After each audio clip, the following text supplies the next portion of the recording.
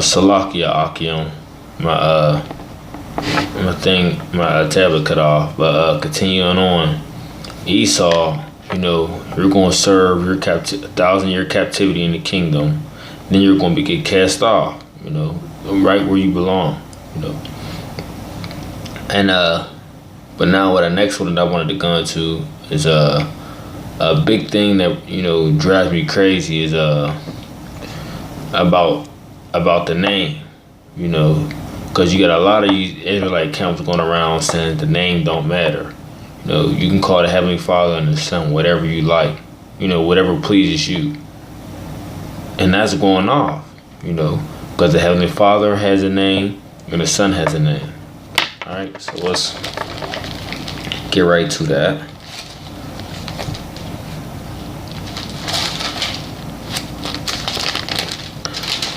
All right, so let's go to Proverbs 30:4.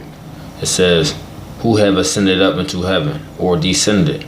Who have gathered the wind in his fist? Who have bound the waters in a garment? Who have established all the ends of the earth? What is his name? And what is his son's name, if thou can tell us?" So it's asking the question, and it's asking what is his name and what is his son's name.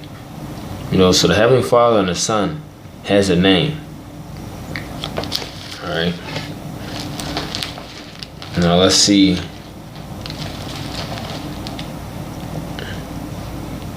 What that name? So that name, right?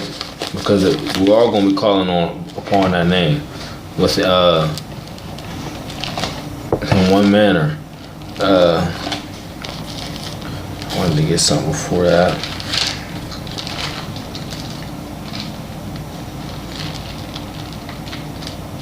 Now, Zephaniah 3:9, it says, "For then I will turn to the people a pure language, that they may all call upon the name of the Lord to serve him with one consent." So we'll be calling upon that name of the Lord with one consent. It won't be all different with all wayward doctrines, saying the name is this and the name is that.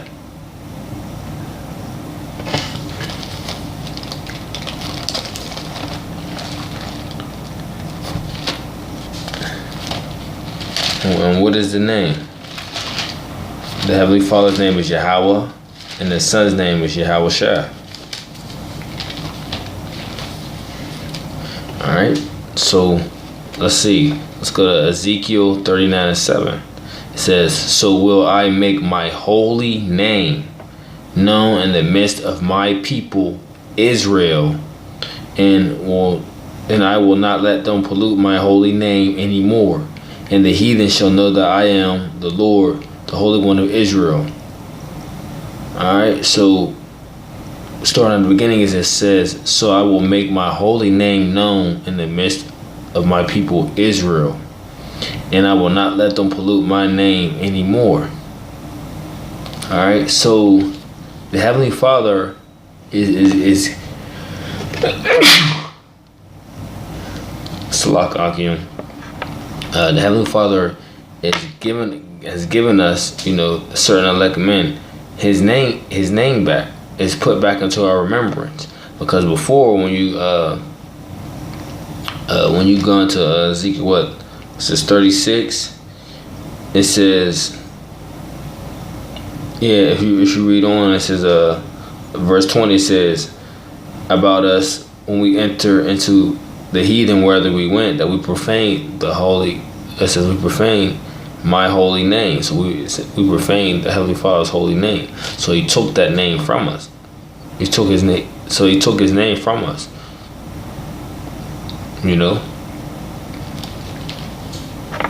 But as of now, it says what we will call upon. He will turn to us a pure language, and that pure language is the Lashawan Kadash, the holy tongue. The Heavenly Father has a Hebrew name, and the Son has a Hebrew name. And it says that they may all call upon the name of the Lord to serve him with one consent.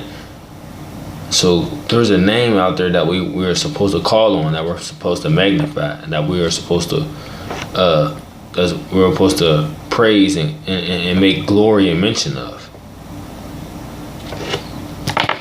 And also, there's only one name under heaven that you must be saved.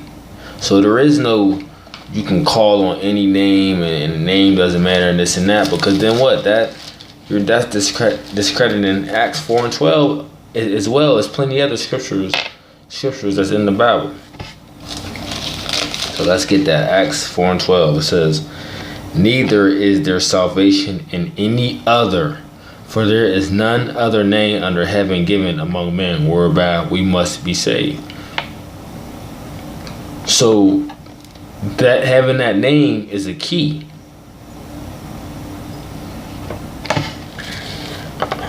And as a matter of fact, you know, you guys out there that keep talking about the law this and the law that. Well, guess what? This isn't the law, and I guess you guys just like to keep forgetting it. Exodus 20 and 7. It says, "Thou shalt not take the name of the Lord thy power in vain, for the Lord will not hold him guiltless that taketh his name in vain." So saying that you can call the Heavenly Father whatever you want, you know, like his name doesn't matter.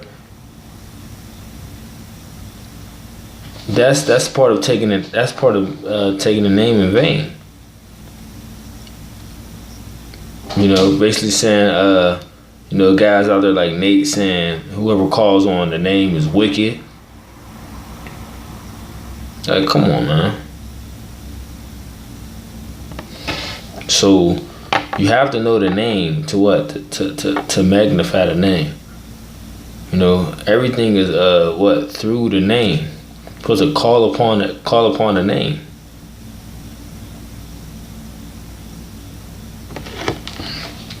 What did I want to get?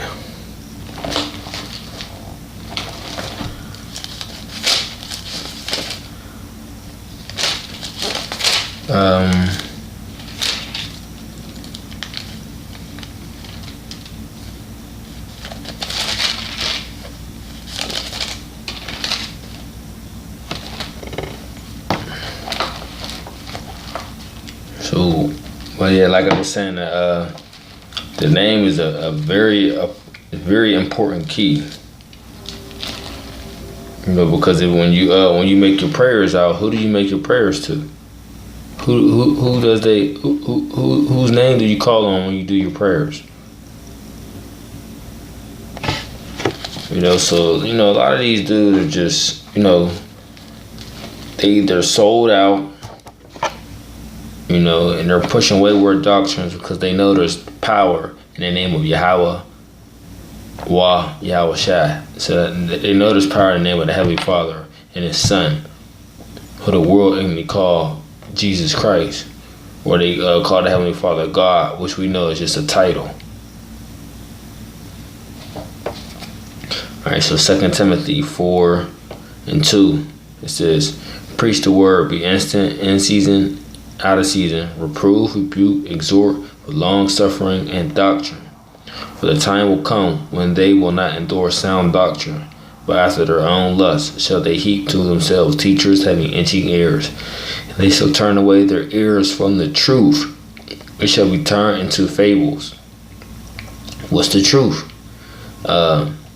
You're supposed to go on the highways and byways, in season and out of season. Cornelius is the Israelite. The so-called white man cannot be saved. The mark of the beast is the RFID NFC microchip. The names of Yahawah and His Son Yahawashi.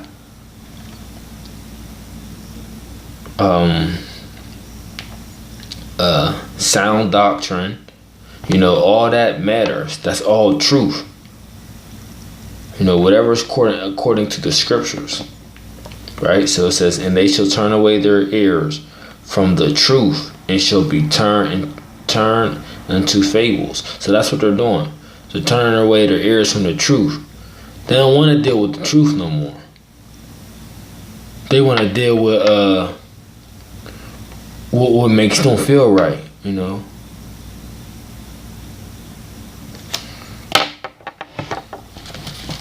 So this is the reason why we cannot be on one accord. We cannot get together. Romans 16:17, it says, "Now I beseech you, brother, mark them which cause divisions, offenses contrary to the doctrine, which ye have learned, and avoid them." So we're supposed to avoid these guys, you know, mark them and avoid them, because they're causing division they're causing a division to the doctrine which we were taught. It said, "For they that are such serve not our Lord Yahawashi, but their own belly, and by good words and fair speeches deceive the hearts of the simple." So the simple are deceived by these dudes teaching these wayward doctrines. These dudes that don't go into root words. These people that don't go into etymology, or don't, different things, study, look up words, different things like that. The simple believe every word. So they can play on the minds that are simple. So like I started off with Amos 3:3, can two walk together except they be agreed? So no, it's not happening. So this is what they're coming in. They're coming in this fairy tale facade of things like that. The unity of Israelites. Barbecues, parties, marrying, gathering together. Whatever the sorts of fundamentals they want to do. As American Israelites or whatever. This is what they coming into. When we, of the doctrine of Great Millstone, or the doctrine of within these scriptures, we're teaching, for the elect, the prophecies and things that within and contain in these scriptures. Simple as that. All right, so with that, hope someone out there was edified. Shalom.